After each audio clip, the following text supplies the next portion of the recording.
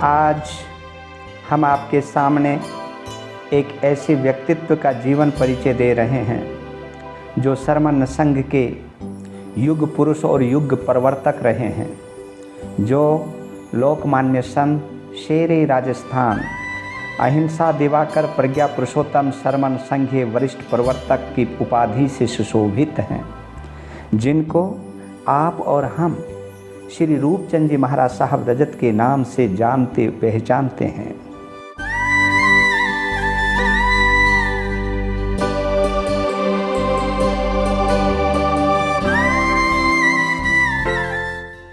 इस भव्य आत्मा का इस धरती पर अवतरण 14 अगस्त 1929 बुधवार के दिन विक्रम संवत 1986 श्रावण सुदी दशमी को नाडोल जिला पाली राजस्थान में श्रीमती मोतीबाई और श्री भैरूपुरी जी चौहान के घर में हुआ। आपका सांसारिक नाम रूपपुरी रखा गया, परंतु आपका मन बाल्यकाल से ही वैराग्य के रंग में रंगा हुआ था। मात्र 9 वर्ष की उम्र में दादा गुरुदेव श्री संतोष चंद जी महाराज साहब की प्रेरणा से वैराग्य धारण किया और मात्र 12 वर्ष की उम्र में विक्रम संवत 1999 माघ सुदी त्रयोदशी शुक्रवार के दिन 30 जनवरी 1942 को जोधपुर में शांत मूर्ति कवि वर्य स्वामी जी श्री मोतीलाल जी महाराज साहब की पावन नेश्राय में आप श्री की दीक्षा संपन्न हुई।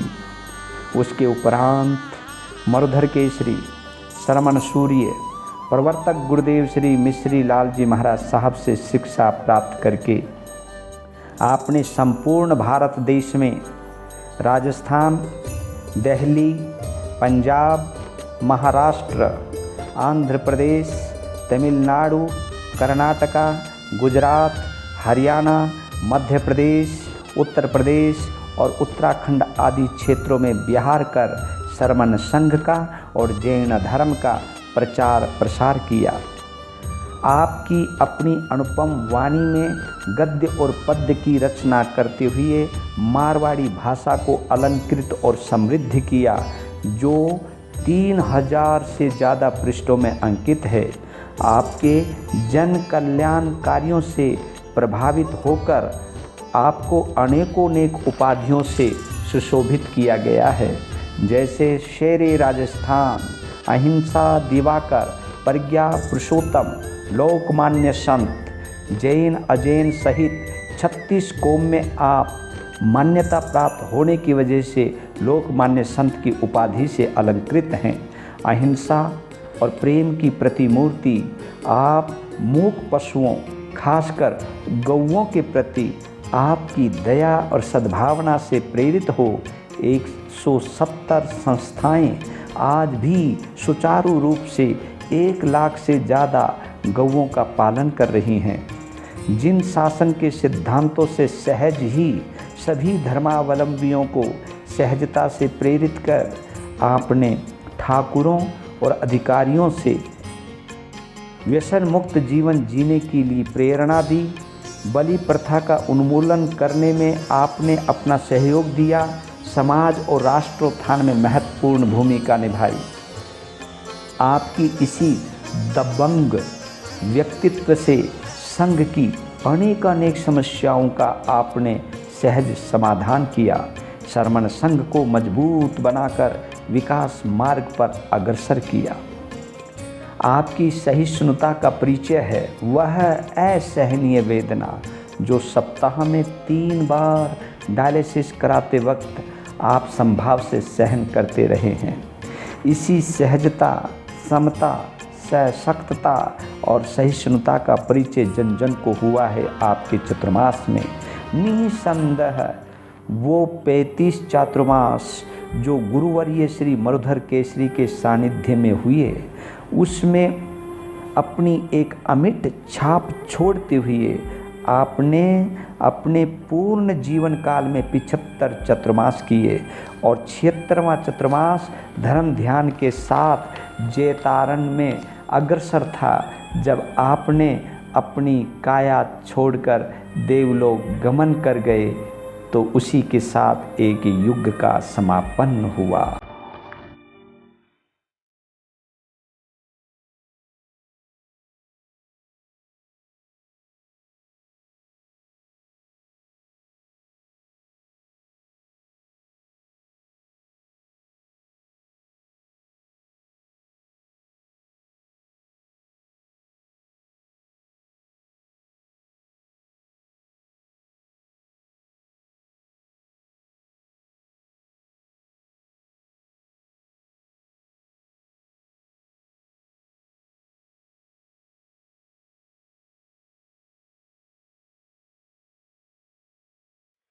अहिंसा परमो धर्म, धम्मो मंगल मुखिथम के अहिंसा संयमो तव। पुराण की बात है कि अहिंसा परमो धर्म, और जैन दर्शन में है कि धम्मो मंगल मुखिथम अहिंसा परमो धर्म। मंगलं भगवान वीरो मंगलं गौतम प्रभु, मंगलं स्थूलिभद्राद्या जैनधर्मोस्तु मंगलं, सर्वमंगल मांगल्यं सर्वकल्याण कारणं, प्रदानं सर्वधर्मानं जैनं जयति शासनं, सर्वारिष्ट प्रणाशाय सर्वलब्धिदाय। श्री गौतम स्वामी नमः। पद्मावती पद नेत्री पद्मासने, लक्ष्मीदाय नवंचा पूर्ण शतोचारणे मामोने, शरणार वस्यं जंकृत विधि कुरु कुरु स्वा मंगलं भगवान वीरो मंगलं गौतम प्रभु, मंगलं स्थौली भद्राद्या जैन धर्मोस्तु मंगलं, सर्वमंगल मांगल्यं सर्व कल्याण कारणं, प्रदानं सर्वधर्मानं जैनं जयति शासनं, चत्तारि मंगलं हरियन्ता मंगलं सिद्धा मंगलं, सौ मंगलं केवली बनते धमो मंगलं, चत्तारि लोकोत्तमा हरियन्ता लोकोत्तमा सिद्धा लोकोत्तमा, सौ लोकोत्तमा केवली बनते धमो लोकोत्तमो, चत्तारि शरणं भवज्जामि हरियन्ति शरणं भवज्जामि, सिद्धि शरणं भवज्जामि, सौ शरणं भवज्जामि, केवली पणता धमं शरणं भवज्जामि, चार शरणा दुखहरणा और शरणा कोई, ये भव प्राणी आद्र अक्षय।